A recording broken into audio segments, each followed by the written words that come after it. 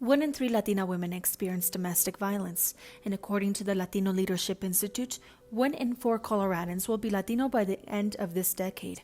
Domestic violence, also known as intimate partner violence, can occur to anyone and can be a single or continuous acts of violence or threats against an intimate partner. Netflix released its own show in October called Maid that showcased a young mother cleaning houses to support her daughter after trying to escape an abusive relationship.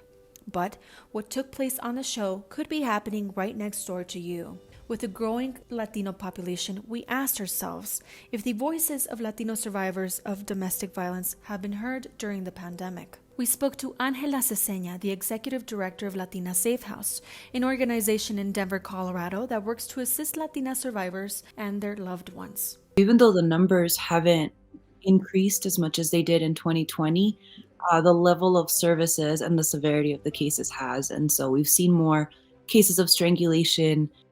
The wait list they created last year has grown. With this increase in severity, we do know that the demand is still there and that there are still folks who are experiencing domestic violence.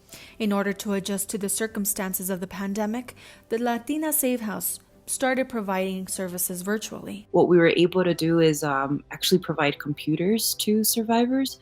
MSU Denver has witnessed its own increase of the Latino population.